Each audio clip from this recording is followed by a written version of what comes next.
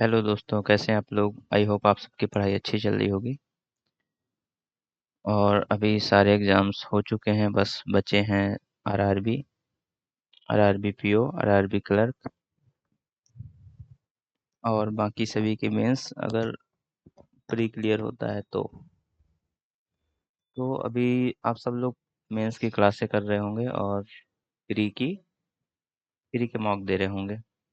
तो मैंने भी एक मॉक दिया था अभी, जो यहाँ पर दिखाता हूँ। उसको थोड़ा सा एनालाइज भी करेंगे। अटेम्प्टेड टेस्ट में चलते हैं। और ये लाइव मॉक दिया था जो 15 तारीख वाला था। 15 अक्टूबर, यहाँ पे दिख रहा होगा ये, 15 अक्टूबर को।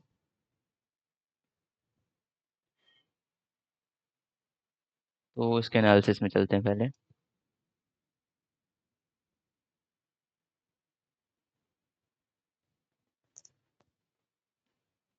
तो इसमें मेरा, अच्छा ये पहले ये बताइए कि ये मैं इसमें डार्क मोड कर दूं क्या, या फिर वाइट ही रहने दो। डार्क कर देता हूं, मुझे डार्क ज़्यादा ठीक लग रहा है इसका।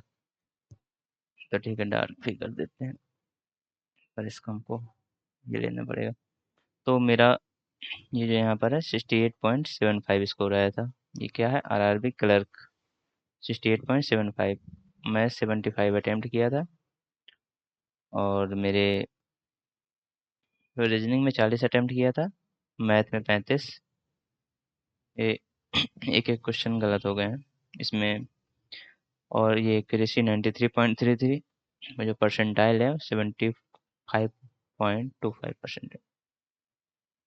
ठीक, तो अब हम इसके अंदर चलते हैं और सॉल्यूशन पे देखते हैं।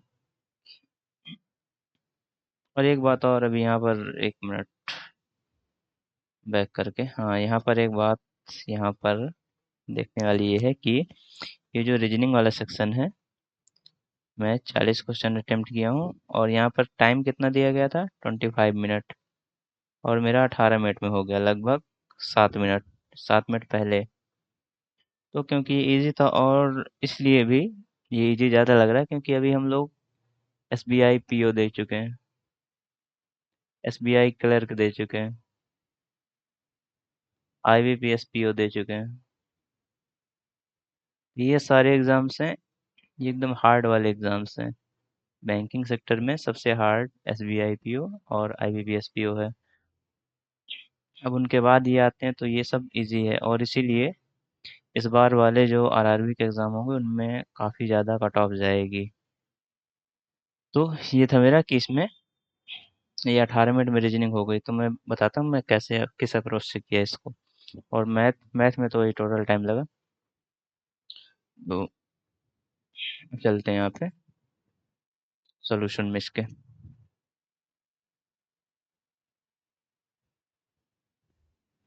हम्म, ये पता नहीं कैसे पहला क्वेश्चन ही गलत हो गया था। अब इसमें क्योंकि क्यों गलत हुआ है पहला क्वेश्चन गलत, क्योंकि ये जो पजल थी, अब इसमें इसमें मैं अपनाया क्या था, इसमें टेक्निक ये अपनाया था कि सबसे पहले, क्योंकि आरआरबी क्लर्क का एग्जाम है तो इसमें स्टार्टिंग से शुरू कर देना, हमको लास्ट तक चले जाना है। क्योंकि कोई भी क्वेश्चन ऐसा नहीं होगा जिसमें हम फंस रहे हों। तो पहले क्वेश्चंस लगा के करते चले जाना है। तो वैसे मैं किया इसमें। तो पहले वाले ये पजल थी, 8 पर्सन्स थे। 8 स्टोरी बिल्डिंग में थे। तो इसमें मुझको सिर्फ मात्र 54 सेकंड लगा। अब ये जो एवरेज दिया गया है, ये तो कई लोग ऑन करके छोड़ देते हैं, तो उसकी वजह से डिस्टर्ब हो जाता है पूरा। ठीक है, तो इसमें इतना मुझे समय लगा। और इसके बाद ये आ गए। इन सब में आप देख सकते हैं, मतलब मेन जो मैं दिखाना चाहता हूँ पजल्स का टाइम है। बाकी सब में तो टाइम कम ही लगता है, लेकिन पजल्स पजल्स जितनी जल्दी बन जाएंगी उतना अच्छा टाइम हो जाएगा। जैसे इसमें इसमें दिख रहा होगा 1.24। मतलब ये पजल्स हैं, इनको तुरंत तुरंत करना है। जैसे ये 3 मिनट, ये भी है, इसमें 3 मिनट 24 सेकंड, थोड़ा सा ज़्यादा लगा लेकिन फिर भी सही है। फिर इसके बाद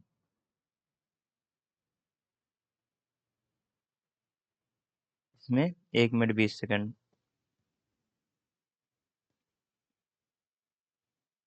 इसमें 2 मिनट। तो ऐसा ही है, मतलब जो अगर जिस सेक्शन में हमारा पजल में टाइम सही गया, पजल हमारी जल्दी जल्दी बन गई, तो वो बढ़िया चला जाता है सेक्शन। तो और ये मैथ का सेक्शन है, मैथ में भी मैं इसमें ऐसे ही करता हूँ कि 1 गो में करते चले जाओ, जिसमें हल्का सा फंस रहे हो उसको आगे पहुँच कर उसको आगे स्किप कर दो, बाकी बनते चले जाते हैं। तो क्या या मैं पे सॉल्व करना शुरू करूँ इनको, बनाते चलते हैं अगर आपको ठीक लगता है तो, या फिर इसमें इतना ही रखते हैं, फिर कोई नया मॉक लगाएंगे उसको देख लेंगे। कोई नया मॉक लगाएंगे उसको देख लेंगे, इसमें इतना ही रखते हैं। मैं तो शॉर्ट इसका बनाने वाला था, क्योंकि लॉन्ग वीडियो कोई देखता नहीं है, पता नहीं जो भी प्रॉब्लम हो, शॉर्ट का ज़माना आ चुका है ना, तो लॉन्ग वीडियो कोई देखता नहीं है। लॉन्ग वीडियो मतलब व्यूज़ ना के बराबर, शॉर्ट वीडियो डाल दो, वो भी शॉर्ट वीडियो 60 सेकंड से कम का, 15 सेकंड वाला लोग सबसे ज़्यादा देखते हैं। मैं ये एनालिसिस बता रहा हूँ यूट्यूब का। और इसके बाद अगर तुमने मोटिवेशनल वीडियो डाल दिया, तो उस पे तो भाई क्या ही व्यूज़ आते हैं। और कोई स्टडी वाला वीडियो डाला, तो उस पे एक भी नहीं व्यू आता।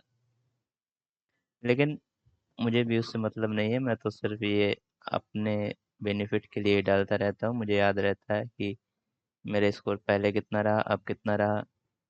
और जब रिकॉर्ड करता हूँ ये सब मॉक वगैरह, तो मैं उसमें खुद देखता हूँ कि मेरा कितना टाइम पहले किस पजल को सॉल्व करने में कितना टाइम लगता था मुझे पहले, अब कितना लगता है। और मैं खुद अपने आप को एनालाइज करता रहता हूँ, इसलिए मैं डालता रहता हूँ। तो इस वाली वीडियो में इतने रखते हैं, इसके बाद कोई मैं अभी मॉक देखता हूँ, अगर लाइव होगा तो वो लाइव वाला सॉल्व करूँगा, या फिर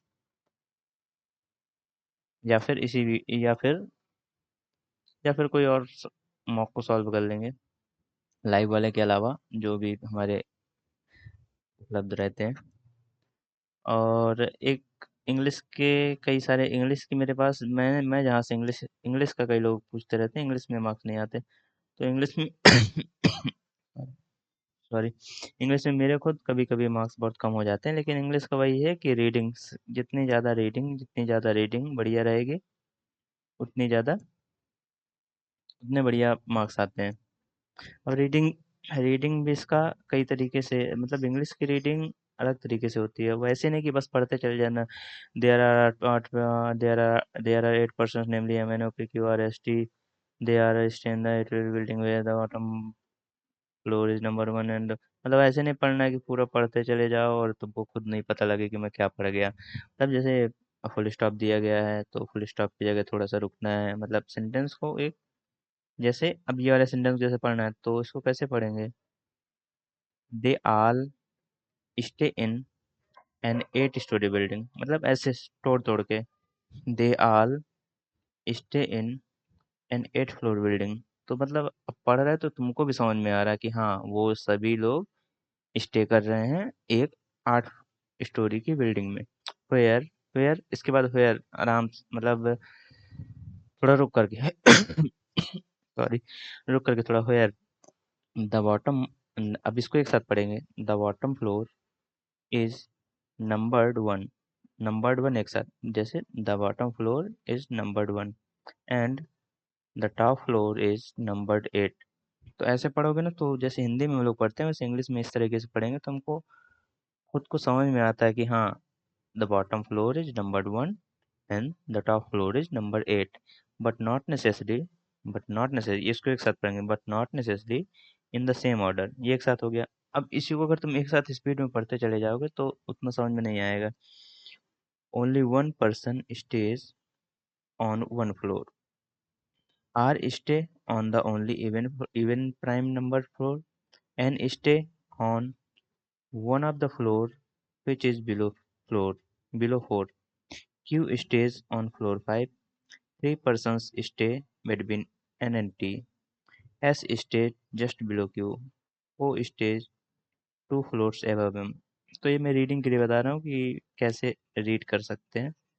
और अगर ये इंग्लिश में ये ज़रूरी नहीं कि तुम स्पीड में पढ़ते चले जाओ भाई, आराम आराम से पढ़ो, लेकिन एक बार में पढ़ो और एक बार में तुमको समझ में आना चाहिए कि तुम क्या पढ़ गए। ऐसे नहीं कि एक बार में स्पीड में यहाँ से शुरू किए, यहाँ तक पढ़ गए, यहाँ शुरू किए, यहाँ तक पढ़ गए, इसके बाद फिर क्या था खुद को नहीं पता लग रहा है कि क्या था।